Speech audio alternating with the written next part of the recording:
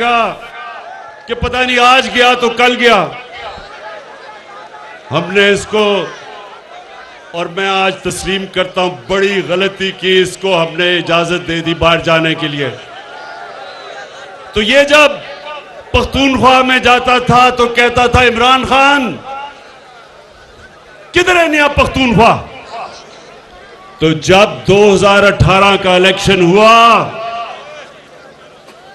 तो पख्तूनख्वा जो कभी दूसरी बारी किसी को नहीं देता, 2/3 अक्सरियत से तहरीक इंसाफ को उन्होंने वोट दी। क्यों वोट दी, ये मैं आज आपके सामने पेशन गोई कर रहा हूं मंडी बहाउद्दीन, कि ये जो सारे चोरों का टोला, डाकुओं का गुलदस्ता,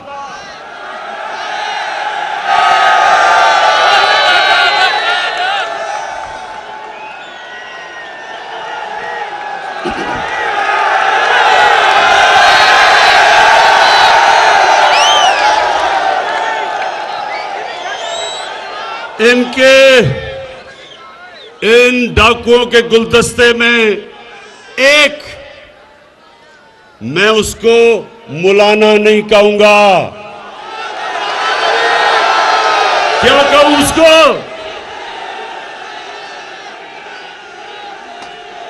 ये क्यों? ये डीजल क्यों सबको इकट्ठा करके हर 3 महीने के बाद कहते हैं गवर्नमेंट को गिरा दो? इसकी सबसे बड़ी वजह कि 30 सालों के बाद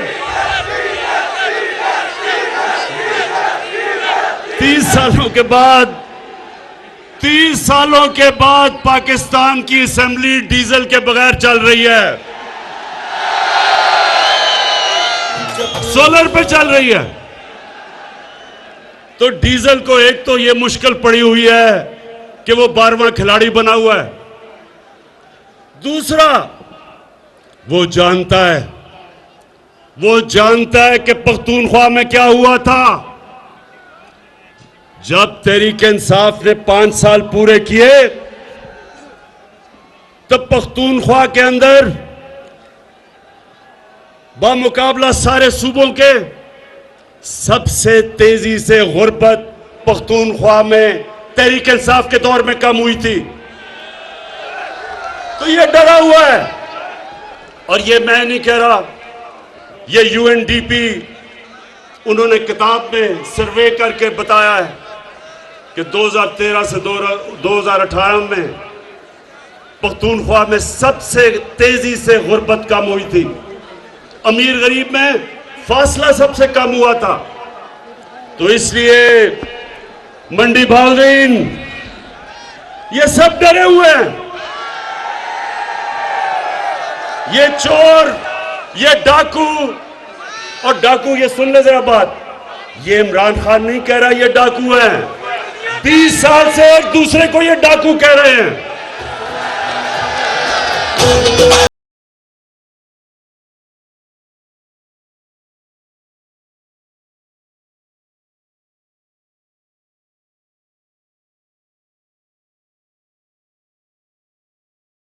तो एक तरफ फजल रहमान इनको डरा रहा है कि जल्दी जल्दी किसी तरह इसको गिरा दो, नहीं तो 2023 का भी इलेक्शन गया। और दूसरी तरफ एक छोटा मियां है, एक तो बड़ा भगौड़ा मियां है, एक छोटा मियां है। अब छोटे मियां को क्या मसला पड़ गया? मंडी बहाउद्दीन, वो छोटे मियां का एक तो दिल बड़ा कमजोर है, ऊपर से उसको पता चल गया कि मकसूद चपड़ासी के अकाउंट में 375 करोड़ रुपया कैसे आ गया। मंडी बहाउद्दीन, नौजवानों, आप जानते हैं मकसूद चपड़ासी कौन है? चले मैं जरा आज आपको इंकशाफ करता हूं कि 15,000 रुपए महीने की तनख्वाह में मकसूद चपड़ासी छोटे मियां की sugar mill Ramzan sugar mill में एक मुलाजिम था। उसके बैंक अकाउंट में एफआईए ने पता चला एफआईए को कि तकरीबन 4 अरब रुपया 375 करोड़ रुपया उसके बैंक अकाउंट में आ गया। जैसे ही एफआईए को पता चला तो मंडी बहाउद्दीन के नौजवानों पता क्या हुआ, पहले तो छोटे मियां ने अपने बेटे को लंदन भिजवाया। वो जल्दी जल्दी फरार हुआ रात को। वो इनका स्पेशलिस्ट था पैसे इकट्ठे करने वाला सलमान शहबाज, वो आज लंदन भाग गया। फिर मकसूद चपड़ासी को जल्दी से बाहर भिजवाया। जब नून लीग का दौर था तो अपने दामाद को छोटे मियां ने बाहर भिजवा दिया। हमारे दौर में नहीं, अपने नून लीग के दौर में बाहर भिजवाया। जब पता चला कि उसको सरकारी गवर्नमेंट के ऑफिस से किराया मिल रहा था, गवर्नमेंट के अदारे से, जबकि बिल्डिंग ही नहीं बनी थी, उसको बाहर भिजवाया। उससे पहले भगौड़े मियां का 2 बेटे नून लीग के दौर में बाहर भिजवा दिए। और सागदार को, मुंशी को कौन भूलेगा। उसको ये खाकान अब्बासी जब प्राइम मिनिस्टर था, अवाम के टैक्स के खर्चे पे अपने जहाज में इसने उसको बाहर भिजवाया। अब नौजवानों, मुझे ये बताओ कि अगर आपने चोरी नहीं की तो आपको डर किस चीज का है? पाकिस्तान की, हाँ, इमरान खान से डर है।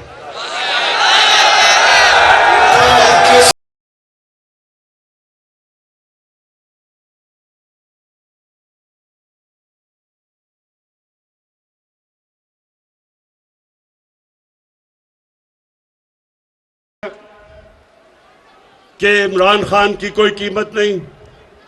जनरल मुशर्रफ की तरह उसने आपको एनआरओ नहीं देना।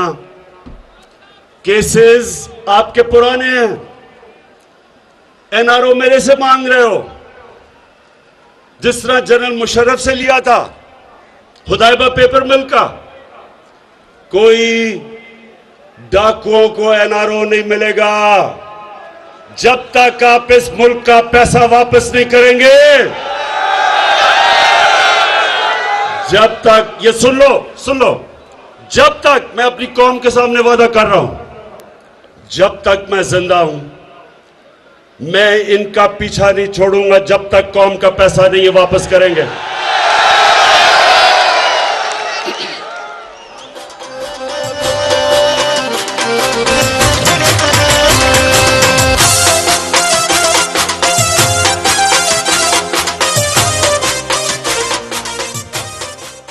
तो मंडी बहाउद्दीन, सबसे पहले तो मैं इनसे पूछता हूं कि आज पाकिस्तान की अदालतें आजाद हैं। ये नहीं कि शहबाज शरीफ टेलीफोन करता है कि जस्टिस कयूम 3 साल नहीं 5 साल की सजा दो, ये अब नहीं होता। सुप्रीम कोर्ट के ऊपर डंडे से चीफ जस्टिस के ऊपर अब हमला नहीं कोई करता। हम अदालतों की इज्जत करते हैं। उसको पहले जस्टिस सजाद अली को डंडों से अदालतों से भगाया क्योंकि वो करप्शन का केस सुन रहा था, और फिर ब्रीफ केस चले, कोयटा के बेंच को खरीदा गया, और अब मरियम साहिबा कहती है मेरे पास टेपे हैं। जितना दूजियां जमाता फिर बड़ा पिटना, जितना वही इमरान खान जितना दूजियां जमाता फिर बड़ा पिटना।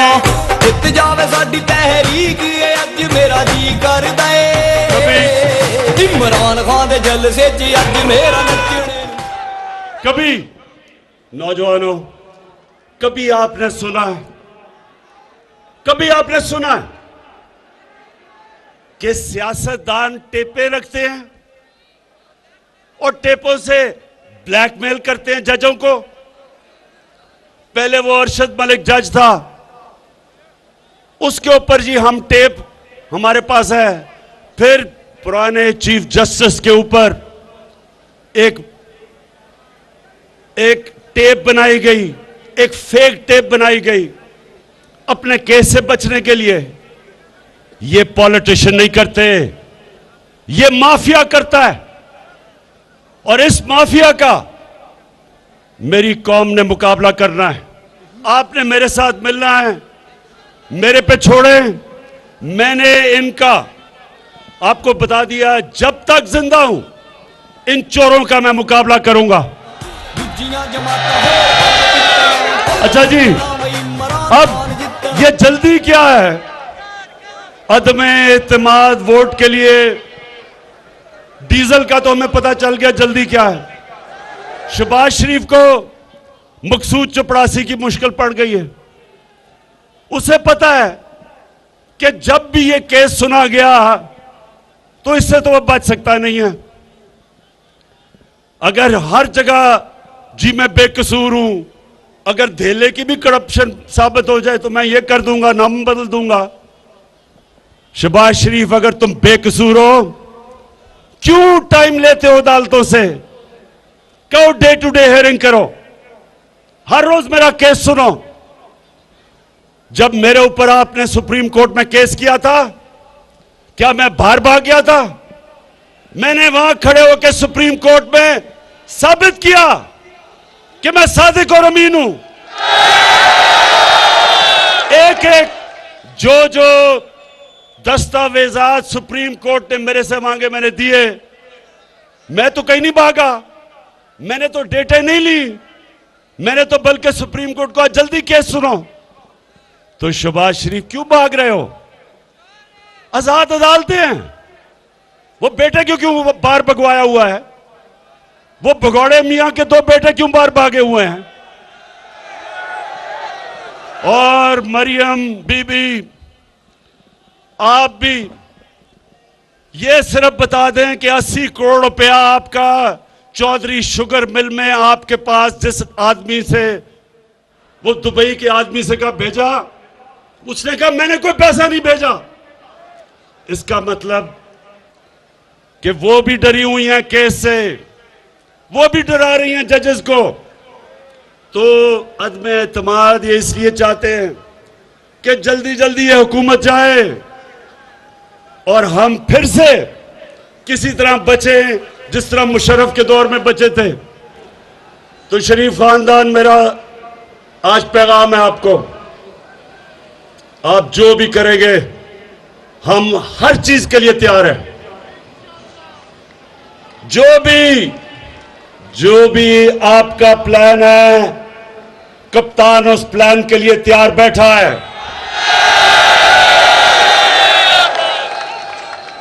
और इंशाल्लाह आपको फिर शिकस्त होगी, लेकिन शिकस्त नहीं होगी, आप जेलों में जाएंगे। ये कहते हैं कि बहुत महंगाई हो गई, महंगाई हुई है। मेरे पाकिस्तानियों, इस पे कोई शक नहीं कि महंगाई है। सारा वक्त मैं ये सोचता हूं कि किस तरह मैं अपनी कौम के ऊपर से बोझ उठा सकूं, और मैं अपने उन लोगों को जो हमारे सहाफी बरादरी के लोग हैं, मैं एक सिर्फ आपसे दरख्वास्त करता हूं कि जब आप बताते हैं महंगाई है, तो ये भी बताएं कि ये महंगाई क्यों है। महंगाई की वजह कोरोना के बाद जो सारी दुनिया में सप्लाई लाइंस, यानी कि जो चीजें पहुंच रही थी कोरोना की वजह से बंद हो गई, और उसकी वजह से चीजों की कमी हुई, चीजें महंगी हो गई। आज पेट्रोल चंद 8-9 महीने पहले $40 का जो पेट्रोल था वो आज $90 पे पहुंच गया। इसका हम क्या करें? पेट्रोल हमें बाहर से मंगवाना पड़ता है। हमने सारे अपने ड्यूटीज और टैक्सेस कम कर दिए ताकि लोगों पे बोझ ना पड़े। हर महीना हुकूमत को टैक्स कम करने का, ड्यूटीज कम करने का 70 अरब रुपए का नुकसान होता है, लेकिन हम क्योंकि लोगों पे बोझ ना पड़े हमने उसको कम कर दिया है। हम नुकसान ले रहे हैं और इंशाल्लाह अभी और भी आपको चीजें बताएंगे कि कैसे आपके ऊपर बोझ कम कर सकते हैं। दूसरा, जरा ये सुने, पाकिस्तान में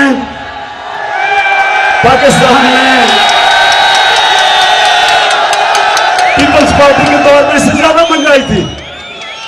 नून लीग के पहले साल में इससे ज्यादा महंगाई थी, लेकिन अमेरिका में 40 साल के बाद सबसे ज्यादा महंगाई आज अमेरिका में। बर्तानिया में 30 साल के बाद सबसे ज्यादा महंगाई है। जर्मनी में 26 साल के बाद आज सबसे ज्यादा महंगाई है। तुर्की में 20 साल के बाद सबसे ज्यादा महंगाई है। और ये अगर आप अपने मोबाइल फोन के ऊपर गूगल करें आपको पता चल जाएगा कि मैं सच बोल रहा हूं। हमारी बदकिस्मती है कि दुनिया में सारी चीजें जो हम बाहर से मंगवाते हैं, तेल, पेट्रोल, गैस, कोयला, घी, ये सब दुगने से ज्यादा महंगे हो गए हैं। तो इसलिए मुझे एहसास है कि महंगाई है, लेकिन मैं आपसे आज वादा कर रहा हूं कि हमारी पूरी कोशिश है कि किसी ना किसी तरह आपके ऊपर बोझ कम करें, और आप देखेंगे हम कदम उठाते जाएंगे तो आपके ऊपर बोझ ना आए। लेकिन मुझे फख्र है कि आज पाकिस्तान में हमारा मुल्क सही रास्ते पर निकल चुका है। रिकॉर्ड एक्सपोर्ट्स है हमारी। इसका मतलब कभी इतना ज्यादा पैसा पाकिस्तान में नहीं आ रहा था जो आज है। हमारी टैक्स कलेक्शन रिकॉर्ड है, कभी इतनी ज्यादा आमदनी नहीं थी जो आज है। जो हमारे बैरून मुल्क पाकिस्तानी हैं, कभी इतना ज्यादा पैसा पाकिस्तान में नहीं भेजा जो आज उन्होंने भेजा है। और मंडी बहाउद्दीन तो ऐसी जगह है, यहां से बहुत ज्यादा लोग बाहर काम करने गए हुए हैं। मैं हमेशा ये समझता हूं कि बैरून मुल्क पाकिस्तानी हमारा सबसे बड़ा असासा है, और उनको हमने अब वोट देने का हक दे दिया है। अब पहली दफा बैरून मुल्क पाकिस्तानी वोट देंगे पाकिस्तान में। और उसके बाद कभी भी ज़राअत के अंदर इतना ज्यादा पैसा नहीं आया जो आज आ रहा है। कभी किसान को वो कीमतें नहीं मिली जो अब मिल रही हैं। शुगर, जब शुगर मिल के बाहर किसान खड़े होते थे, जिस रेट पे वो गन्ना बेचते थे वो कटौती करते थे, एक साल पैसा नहीं मिलता था। हमारी हुकूमत ने कानून पास करके आज जो भी किसान गन्ना बेचता है उसको कीमत मिलती है और पैसा मिलता है, और साल इंतजार नहीं करना पड़ता। ये वो हुकूमत है जो अपने किसानों के साथ खड़ी है, और मुसलसल मदद कर रहे हैं हम अपने किसानों की कि ज्यादा से ज्यादा कीमत हमारे किसानों को मिले। जब किसान खुशहाल होता है मुल्क खुशहाल हो जाता है। उसके अलावा मंडी बहाउद्दीन के लोगों, पहली दफा आपकी पाकिस्तान में एक आजाद फॉरेन पॉलिसी बनी है। इसका क्या मतलब है कि किसी अब दूसरे मुल्क से पाकिस्तान डिक्टेशन नहीं लेता। पिछले दौरों में पाकिस्तान में ड्रोन अटैक होते थे, जो हमारा मुल्क, हमारा एलाई था, वही हमारे मुल्क पे बमबारी करता था, और हमारे हुक्मरान चुप करके तमाशा देखते थे। क्यों देखते थे? नौजवानों, ये क्यों नहीं बोलते थे जब हमारे मुल्क पे बमबारी होती थी? क्योंकि इनकी दौलत, इनके पैसे, इनकी बिजनेस पाकिस्तान से बाहर पड़ी थी। ये उनके गुलाम थे। और गुलाम हैं। अगर मेरे भी पैसे चोरी करके मैं बाहर भेज दूं, आज मैं भी ना बोल सकूं। अब मैं आज भी एक सुपर पावर को यह ना कहूं कि मैं तुम्हें बेच नहीं दूंगा, या ड्रोन अटैक हमारे दौर में क्यों नहीं होते।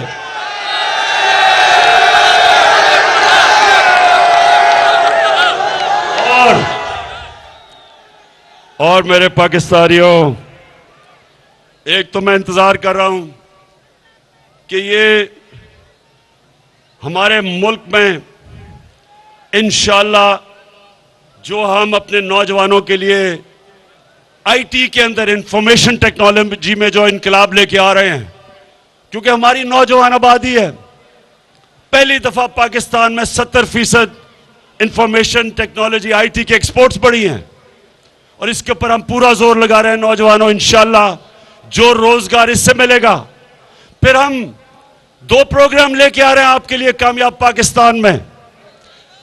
सूद के बगैर कर्जे अपने नौजवानों के लिए लेके आ रहे हैं, ताकि खुद अपने लिए नौकरियां ढूंढ सके। और सबसे बड़ी बात, मंडी बहाउद्दीन के लोगों, ये कभी पाकिस्तान की तारीख में नहीं हुआ कि पहली दफा पाकिस्तान में हर खानदान को 10 लाख रुपए की हेल्थ इंश्योरेंस लेके आ रहे हैं। एक गरीब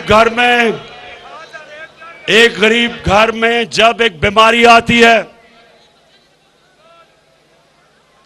पैसा होता नहीं लोगों खानदान के पास, कर्जे ले लेते हैं इलाज करवाने के लिए।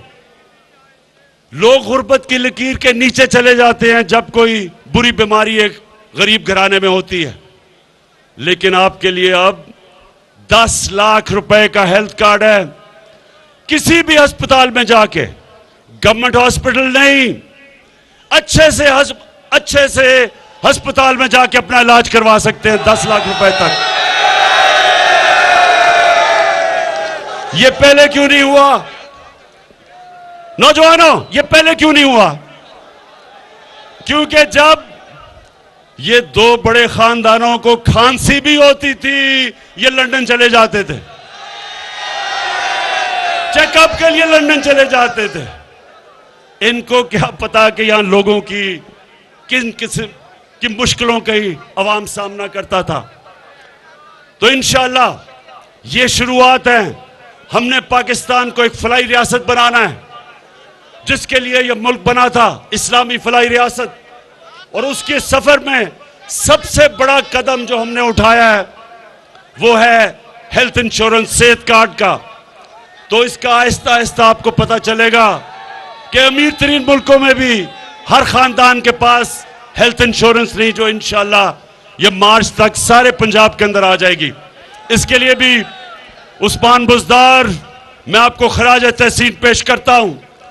400 अरब रुपया, कभी किसी ने सोचा भी नहीं कि 400 अरब रुपया आपने मुख्तस किया है अपनी सारी अवाम को हेल्थ इंश्योरेंस देने का, हर खानदान को। इसका तो आपको अल्लाह भी सवाब देगा। और आखिर में अपने पाकिस्तानियों को मैं अपनी आखिर में ये बात करना चाहता हूं, और ये बड़ा गौर से आपने मेरी बात सुननी है।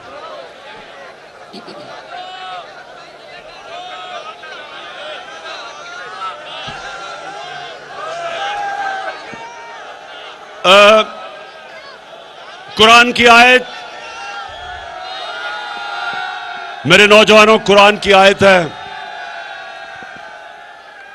अमर बिल मारूफ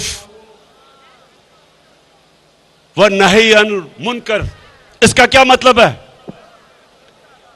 जब मदीना की रियासत बनी तो याद रखें वो 2 असूलों के ऊपर खड़ी हुई। एक था इंसाफ, कि नबी सल्लल्लाहु अलैहि वसल्लम ने कहा कि तुम्हारे से पहले बड़ी कौमें बर्बाद हुई, जिधर जब छोटा चोर चोरी करता था तो उसको जेल में डाल देते थे, लेकिन जब बड़ा डाकू चोरी करता था उसको आपका निजाम नहीं पकड़ सकता था, कौम तबाह हो जाती है। तो एक वो उसूल था, इंसाफ के ऊपर एक कौम खड़ी होगी। मदीना की रियासत, उसकी बुनियाद इंसाफ पर रखी गई। और दूसरा, अमर बिल मारूफ।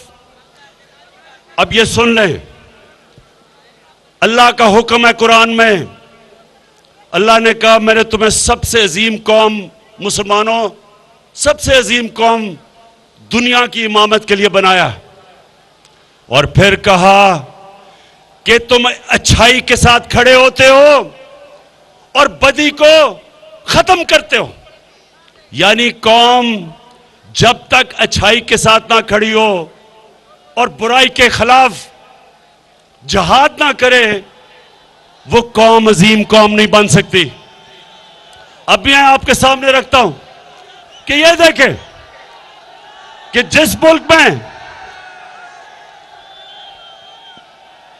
एक लीडर जो अपने आप को लीडर कहता है, अगर चोरी का पैसा छुपाने के लिए मकसूद चपरासी के पास 4.25 अरब रुपया रखता है और उसको बजाय कौम उसको जेलों में डाले, वो उसके ऊपर उसको लीडर समझती है, उसको तकरीरें करवाती है, वो कौम आगे नहीं बढ़ सकती। मौलाना रूमी ने भी ये कहा कि कौम तब तबाह होती है अच्छे बुरे की तमीज जब खत्म हो जाती है। वो जो भगौड़ा बाहर बैठा हुआ है, कई सहाफियों ने कहा जनाब उसको तकरीर करने का मौका दिया जाए।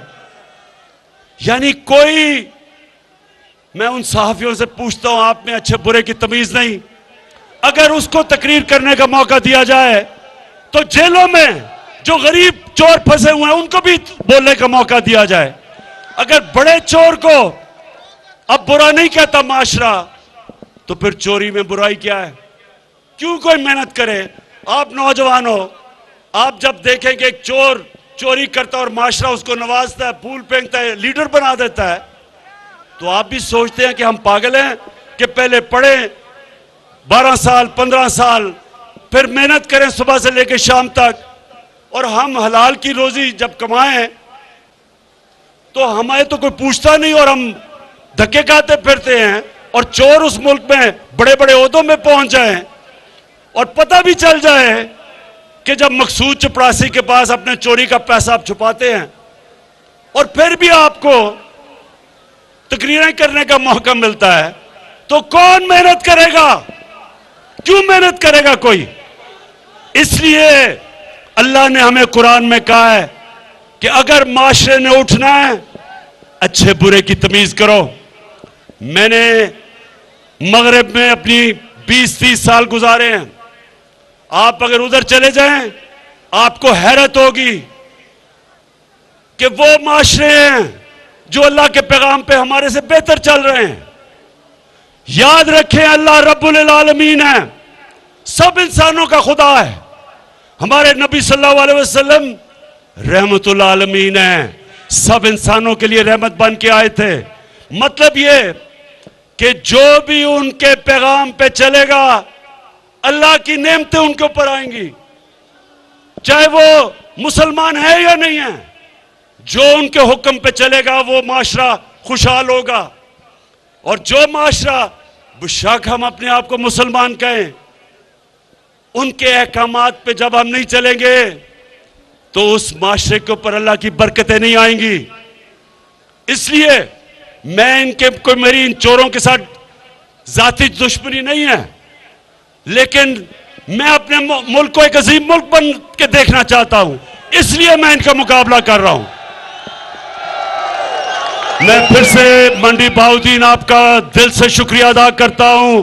मैं अपने MNAs, MPs सबका शुक्रिया अदा करता हूं, और इस शानदार जलसे का मैं इसलिए आपका शुक्रिया अदा करता हूं कि आपने हमेशा, मैं पहले भी आया था इलेक्शन से पहले, हमेशा आप मेरी हौसला अफजाई करते हैं। आपका बहुत बहुत शुक्रिया। पाकिस्तान जिंदाबाद। वज़ीर-ए-आज़म इमरान खान जो कि इस वक्त मंडी बहाउद्दीन में जलसे से खिताब कर रहे थे, उनका कहना था कि 3 साल बाद पाकिस्तान की असम्बली डीजल के बगैर